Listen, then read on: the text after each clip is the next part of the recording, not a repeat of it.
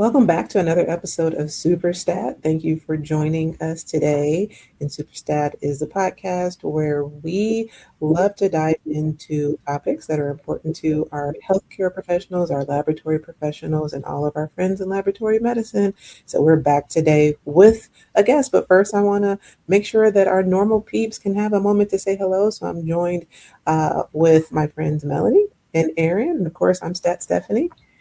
And we are joined today by Mr. Jim Payne. Hey, Jim. Hi, everybody. Yeah. Well, Jim, I know we've got a lot to get into today about all the amazing things you're doing in your city with the high school students and creating that pipeline. First, I don't know who doesn't know you. I'm sure everybody does. But for somebody who's been living under a lab rock with their back turned and their fingers in their ears, can you just tell our listeners a little bit about yourself and your career journey and what inspired you to be on the career path that you're on and maybe what's kept you in it? So I have a non-traditional path to the med lab. First, I didn't know it existed as a career. So the career that I thought I wanted to do is maybe general biology. I eventually decided to do marine biology because I like scuba diving and thought, combine scuba diving with a biology degree sounds perfect. That's what I'll do.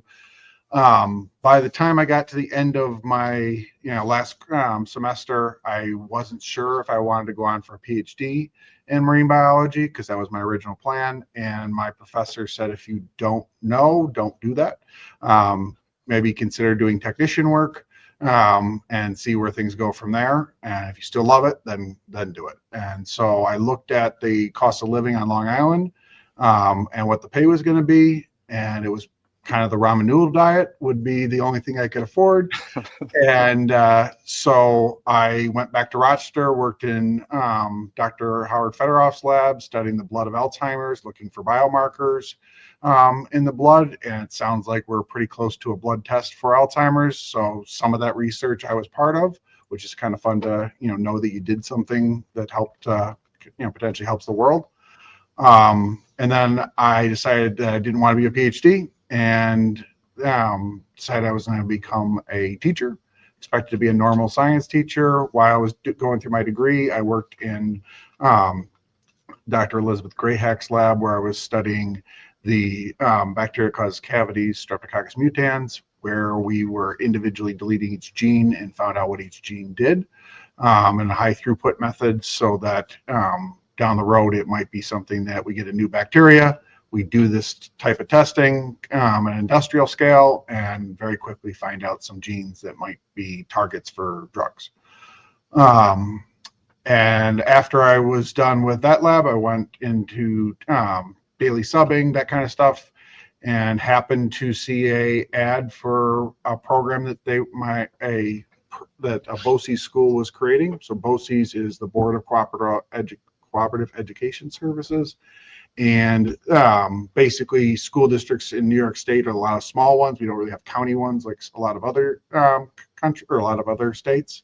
So these schools will pool their resources so that they can offer special education service, so they can offer career and tech education like I do, or even computer services. And when I got here, after I got the job, I had started 2 weeks before school started, didn't have a beaker or test tube, let alone any benches or state standards or curriculum. Had to create it all on the fly. And, when I asked for help, they're like, well, you're the expert. Go figure it out. I didn't even have any connections in the medical laboratory or any phlebotomy training. So I had to go get a phlebotomy training certificate the following year so I could then teach it, the next semester. And I kind of worked to try to find connections. Eventually I found 2 different connections at the University of Rochester, our local hospital system, Melissa Allen and Vicki Roberts, and they were interested in the program, wanted to support it a little bit, but the upper administration wasn't sold at that point. And then eventually Melissa got to the promotions to the point where she could just say, we're going to do it. And so Friday in March 2020, literally before the Friday before everything shut down. She said, we're going to make this happen. I don't know what's going on, but we'll make it happen. And so we were able to have students actually drawing blood on real patients for actual medical samples in 2021. And also at that point, I started reaching out to the medical laboratory community in November of 2020 and started being more active on LinkedIn and Facebook and other things.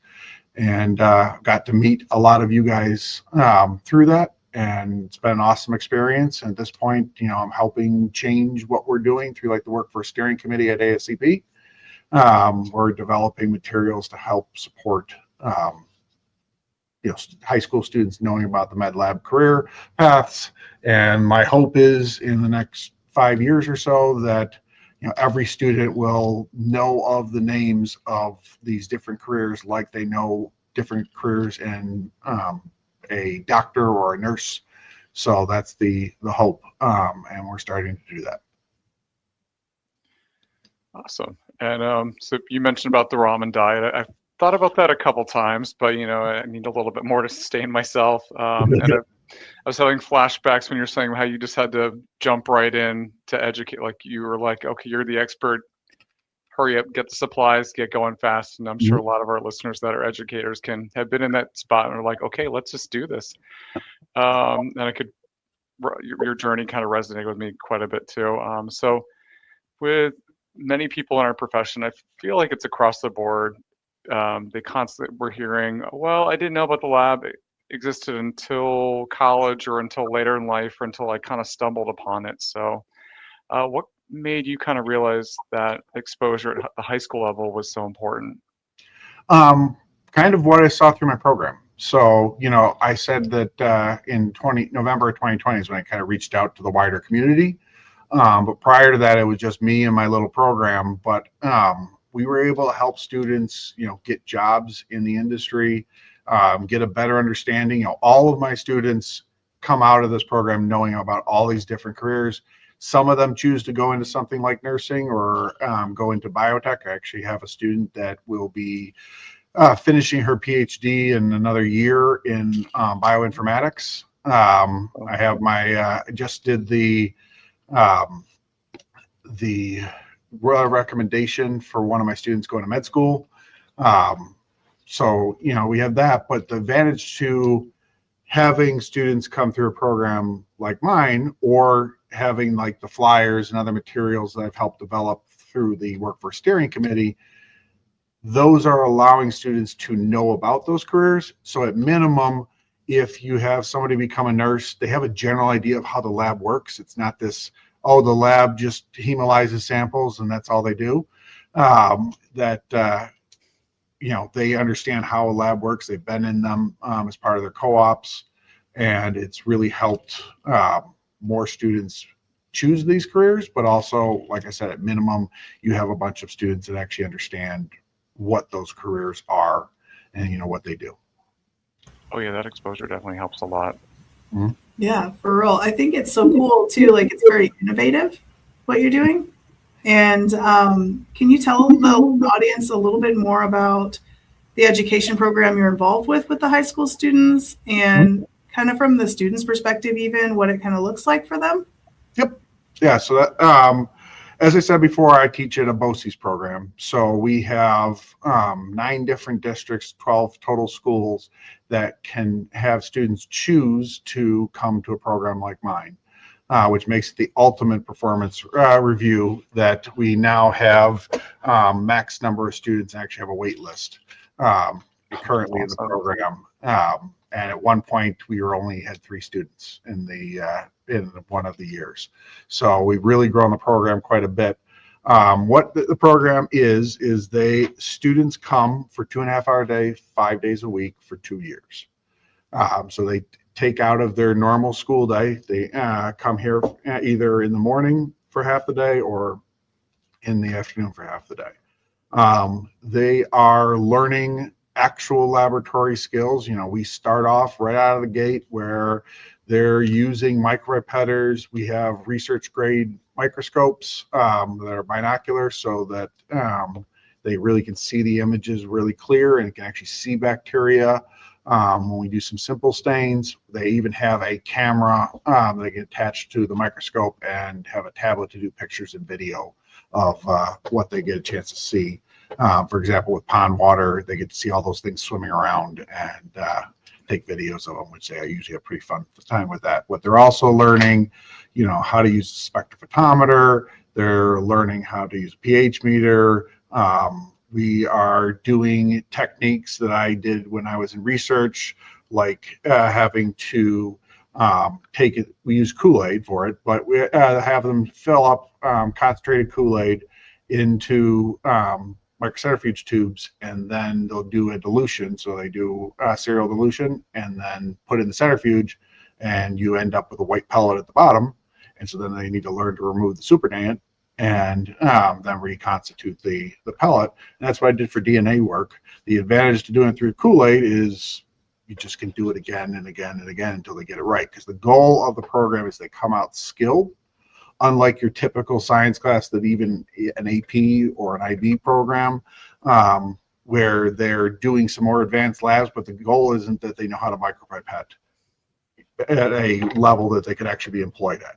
That's where I'm trying to make sure that they know how to do that. So their plating skills, their microscopy skills are all top notch. So in the beginning, they're learning how to use all these different pieces of equipment. We even do some titration so they can learn how to be precise and accurate.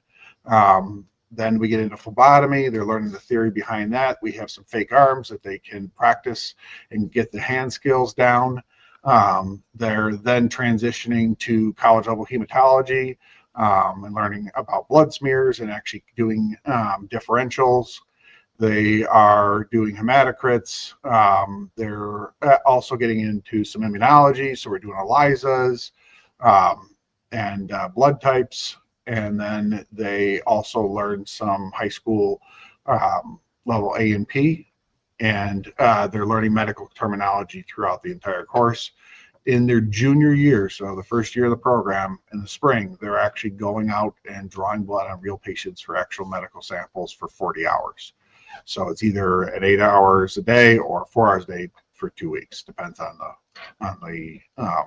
our partner that we work with, which you now work with both Rochester Regional Health and U of R.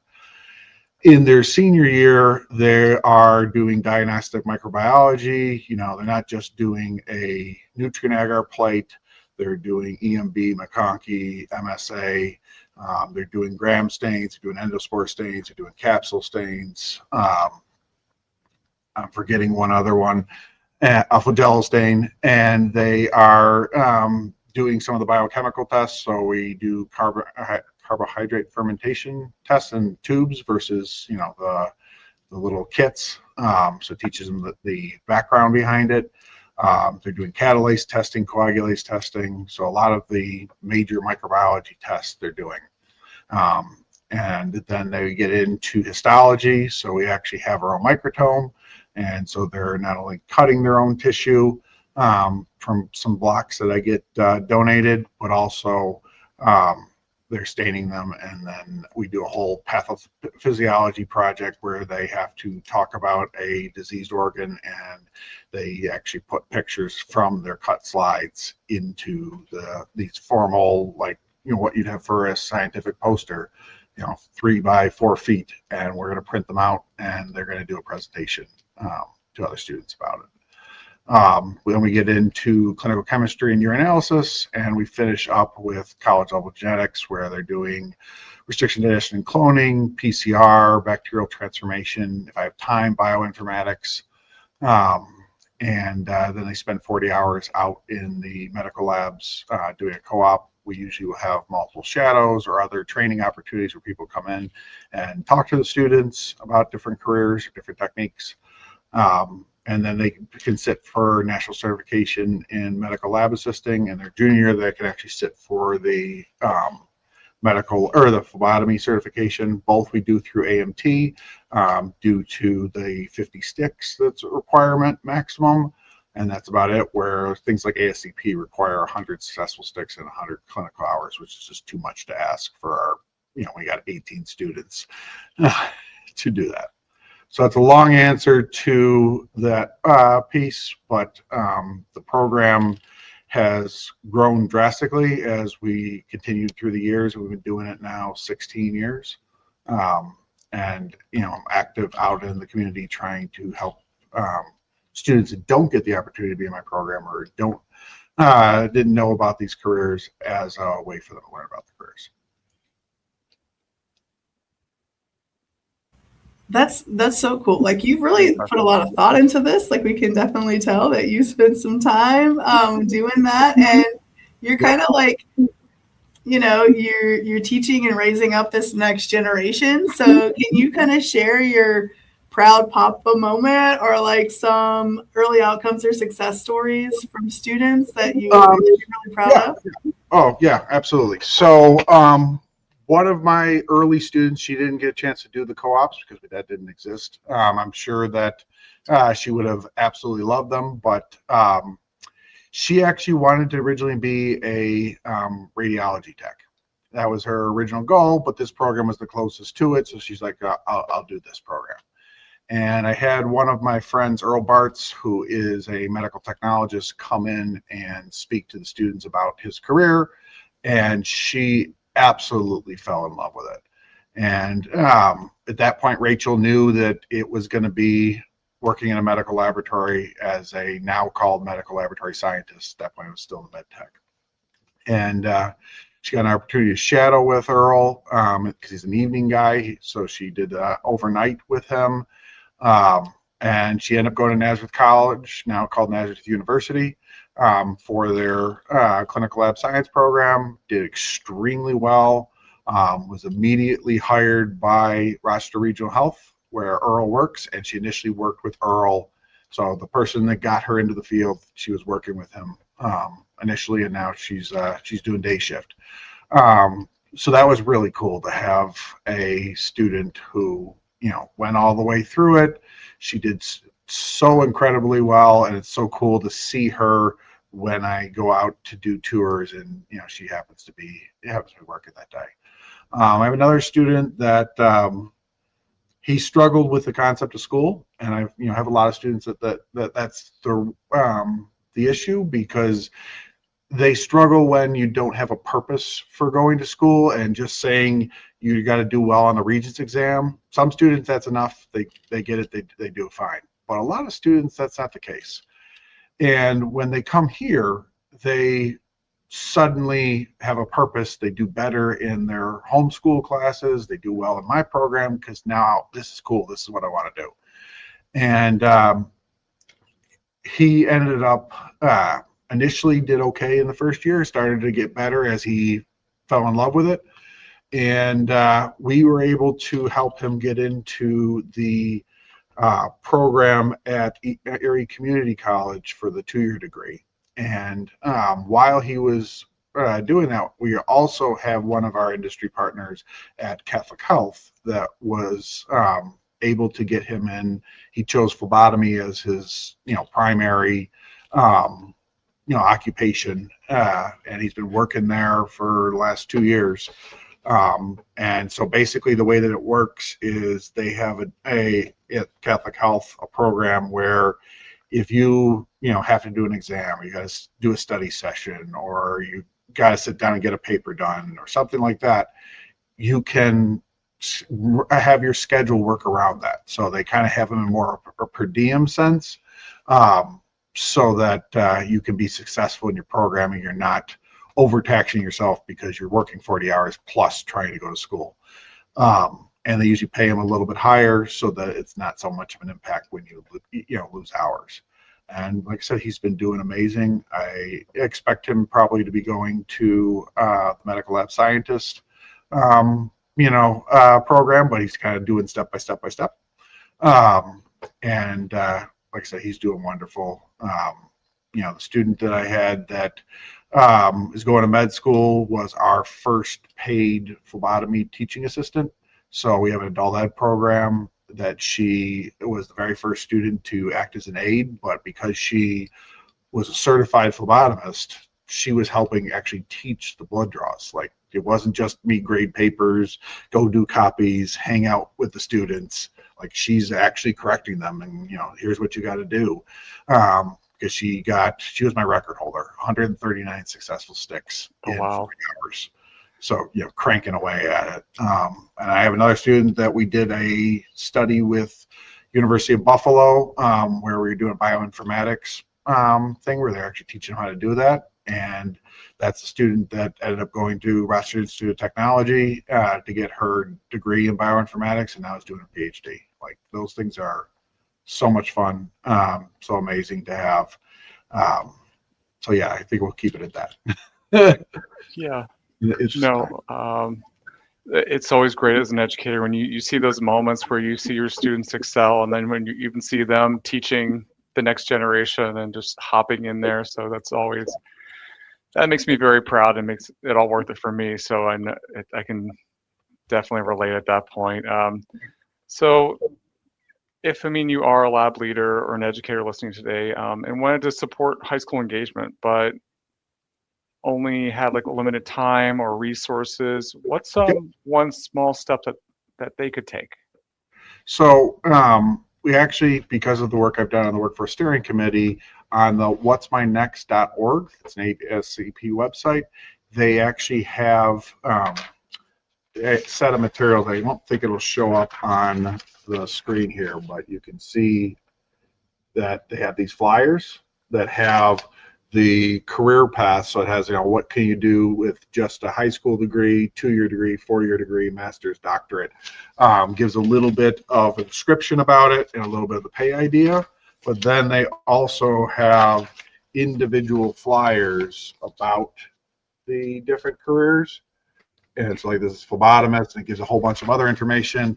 And we're also trying to work on maybe having career videos with QR codes on the flyers eventually, so that a student can get, oh, this is more interesting. This is more interesting. What I would suggest for a lab leader is first get those. Reach out to local schools. You can find science teachers, administrators, counselors, something of that nature, and ask to just come in and maybe do a guest speaker presentation about it, and bring those things as a packet for students, so that they can, look at it, potentially go home and say, Mom, I want to do a histotechnician, because they, in my area at least, make about $60,000, which is more than I make now with a master's degree. That's another episode. It hurts, but I'm glad that they are able to be successful.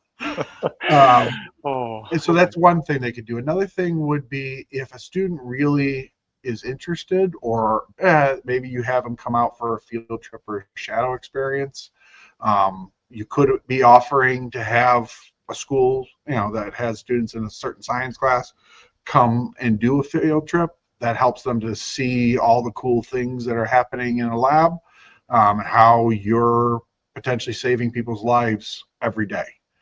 You may not see the patient, but you're saving a lot more lives than a given doctor or nurse.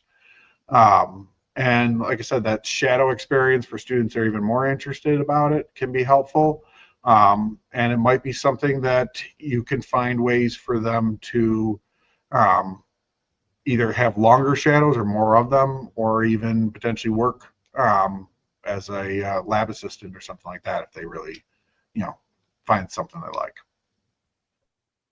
Jim, this has been really, really, this has really been interesting. It is so inspiring to see where you've taken your program from where you said in the beginning, where you barely had resources, to where you are now. And so that's extremely inspiring. We hope that there are educators or leaders who are out there who are listening, that you are inspired to. I have, as we close out, just 2 final questions. And then we'll give you an opportunity to let our listeners know how they can find you and connect with you, so they can continue to get all of this great wisdom on your program.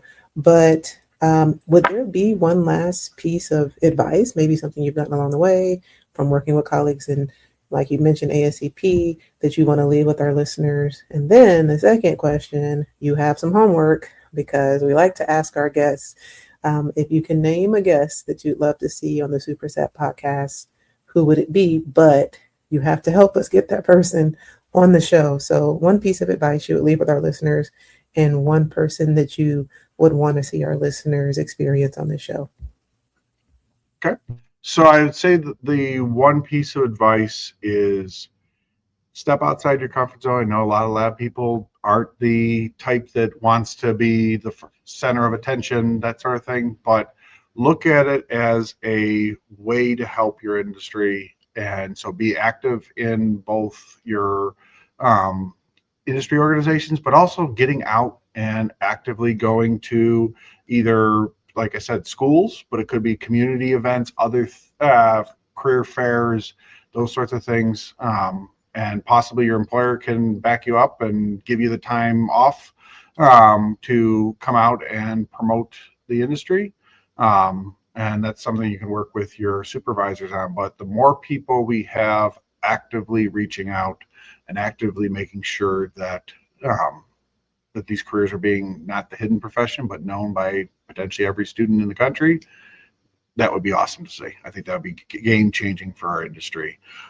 In terms of people, two people that I can think of that have been mentors to me and are amazing in both their outreach in social media and things of that nature, but also just really great humans that have helped me along is, both Dr. Rodi and Dr. Hassan Aziz are two amazing people that I would definitely help you with getting on.